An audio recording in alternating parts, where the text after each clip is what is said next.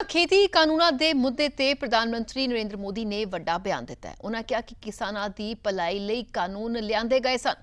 ਸੋ ਦੱਸ ਦਈਏ ਕਿ ਇੱਕ ਇੰਟਰਵਿਊ ਦੇ ਵਿੱਚ ਉਹਨਾਂ ਨੇ खेती ਕਾਨੂੰਨ ਲੈ ਕੇ ਵੱਡਾ ਬਿਆਨ ਦਿੱਤਾ ਹੈ। ਪ੍ਰਧਾਨ ਮੰਤਰੀ ਨਰਿੰਦਰ ਮੋਦੀ ਤੋਂ खेती ਕਾਨੂੰਨਾਂ ਬਾਰੇ ਪੁੱਛੇ ਗਏ ਸਵਾਲ ਤੇ ਉਹਨਾਂ ਕਿਹਾ ਕਿ ਕਿਸਾਨਾਂ ਦੀ ਭਲਾਈ ਲਈ ਹੀ ਇਹ खेती ਕਾਨੂੰਨ ਬਣਾਏ ਗਏ ਸਨ। ਉਹਨਾਂ ਕਿਹਾ ਕਿ ਦੇਸ਼ ਹਿੱਤ ਵਿੱਚ ਫਿਰ ਕਾਨੂੰਨ ਵਾਪਸ ਲਏ ਗਏ ਨੇ। ਫਿਰੋਜ਼ਪੁਰ ਦੇ ਵਿੱਚ ਸੁਰੱਖਿਆ ਵਿੱਚ ਸਨ ਮਾਮਲੇ ਤੇ ਵੀ ਉਹਨਾਂ ਨੂੰ ਸਵਾਲ ਪੁੱਛਿਆ ਗਿਆ ਔਰ ਇਸ ਤੇ ਜਵਾਬ ਦਿੰਦਿਆਂ ਉਹਨਾਂ ਕਿਹਾ ਕਿ ਮਾਮਲਾ ਸੁਪਰੀਮ ਕੋਰਟ ਵਿੱਚ ਹੈ, ਇਸ ਲਈ ਜ਼ਿਆਦਾ ਨਹੀਂ ਬੋਲਣਾ ਚਾਹੁੰਦਾ। ਸੋ ਵੱਖ-ਵੱਖ ਮੁੱਦਿਆਂ ਨੂੰ ਲੈ ਕੇ ਉਹਨਾਂ ਤੋਂ ਜੋ ਸਵਾਲ ਪੁੱਛੇ ਗਏ, ਸਭ ਤੋਂ ਅਹਿਮ ਜੋ खेती ਕਾਨੂੰਨ ਜਿਸ ਨੂੰ ਲੈ ਕੇ ਕਿਸਾਨ ਅੰਦੋਲਨ ਲਗਾਤਾਰ 1 ਸਾਲ ਦੇ ਕਰੀਬ ਚੱਲਿਆ, ਜੇ ਵਿਚਕਾਰ ਇਸ ਨੂੰ ਲੈ ਕੇ ਸਵਾਲ ਤੇ ਉਹਨਾਂ ਕਿਹਾ ਹੈ ਕਿ ਇਹ ਤਿੰਨੇ ਜਿਹੜੇ खेती ਕਾਨੂੰਨ ਲਿਆਏ ਗਏ ਸਨ ਕਿਸਾਨਾਂ ਦੀ ਭਲਾਈ ਲਈ ਲਿਆਂਦੇ ਗਏ ਸਨ, ਲੇਕਿਨ ਆਖਿਰਕਾਰ ਇਹਨਾਂ ਨੂੰ ਵਾਪਸ ਜਿਹੜਾ ਲਿਆ ਤਾਂ ਇਹ ਦੇਸ਼ ਹਿੱਤ ਦੇ ਵਿੱਚ ਉਹਨਾਂ ਨੇ ਇਹ ਕਾਨੂੰਨ ਵਾਪਸ ਲਏ ਨੇ। ਇਸ ਤੋਂ ਇਲਾਵਾ ਫਿਰੋਜ਼ਪੁਰ ਵਿੱਚ ਜੋ ਸੁਰੱਖਿਆ ਵਿੱਚ ਸਨ ਮਾਮਲਾ ਸੀ ਉਸ ਤੇ ਪੁੱਛੇ ਸਵਾਲ ਤੇ ਉਹਨਾਂ ਨੇ ਜਵਾਬ ਦਿੰਦਿਆਂ ਕਿਹਾ ਹੈ ਕਿ ਮਾਮਲਾ ਸੁਪਰੀਮ ਕੋਰਟ ਵਿੱਚ ਹੈ, ਇਸ ਲਈ ਜ਼ਿਆਦਾ नहीं बोलना चाहता।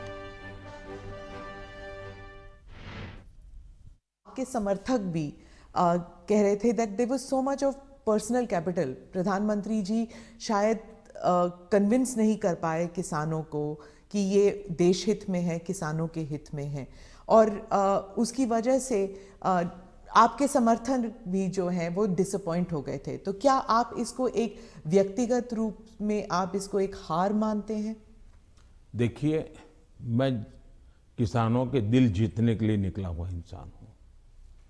मैं छोटे किसानों का दर्द समझता हूँ और मैंने हमेशा उनके दिल जीतने का प्रयास किया है और हिंदुस्तान भर के किसानों का मैंने दिल जीता भी है, मेरा साथ दिया है, समर्थन किया है। लेकिन मैंने कहा था, उस दिन भी कहा था टीवी में, कि मैंने किसानों की भलाई के लिए कदम उठाए, लेकिन आज देश के हित में मैं वापस कर रहा हूं। मैं समझता हूं इसको अधिक विस्तार मुझे करने की जरूरत नहीं है। बाद के घटनाक्रमों से पता चलेगा कि क्यों जरूरत पड़ी थी।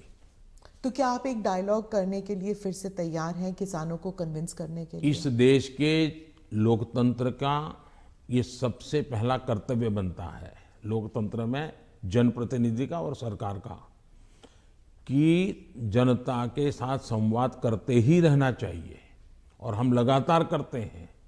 हम कभी भी संवाद टूटना जिसके पक्ष में है ही नहीं।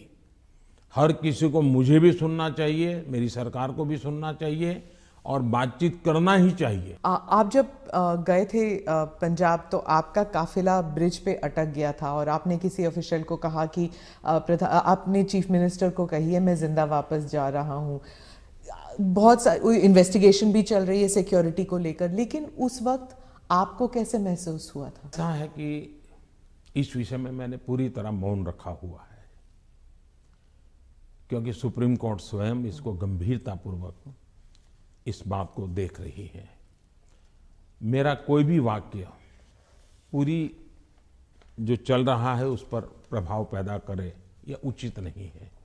जो भी है सुप्रीम कोर्ट के द्वारा जांच कमेटी निकालेगी, जो सत्य होगा देश के सामने आएगा और हमें तब तक इंतजार करना चाहिए। 2022 ਦੇ ਚੋਣ ਮੁਕਾਬਲੇ ਦੀ ਸ਼ੁਰੂ ਹੋ ਚੁੱਕੀ ਹੈ ਜੰਗ। ਹੁਣ ਹੈ ਤੁਹਾਡੀ ਵਾਰੀ। ਸਰਕਾਰ ਦੀ ਖਤਮ ਹੋਈ ਪਾਰੀ। ਪੁੱਛਾਂਗੇ ਤੁਹਾਡੇ ਸਵਾਲ। ਇਹਨੇ ਸਾਲ ਕਿੱਥੇ ਰਹੀ ਸਰਕਾਰ? ਮੁਫਤ ਬਿਜਲੀ, ਮੁਫਤ ਸਹੂਲਤਾਂ, ਵਪਾਰ ਲਈ ਨਵਾਂ ਕੀ ਉਦਯੋਗ ਨੂੰ ਕਿਵੇਂ ਆਏਗਾ ਸਾਥ? ਨੌਜਵਾਨਾਂ ਦੀ ਵੀ ਪਾਵਾਂਗੇ ਬਾਤ। ਖਬਰ ਹਰ ਪਲ ਦਿਨ ਹੋਵੇ ਜਾਂ ਰਾਤ ਜਨਤਾ ਕਰੇਗੀ ਤੈਅ। ਪਹਿਲੇ ਦਿਨ ਤੋਂ ਨਤੀਜਿਆਂ ਤੱਕ ਹਰ ਅਪਡੇਟ ਪਹੁੰਚਾਵਾਂਗੇ ਤੁਹਾਡੇ ਤੱਕ। 2022 ਕਿਸ ਦਾ ਪੰਜਾਬ।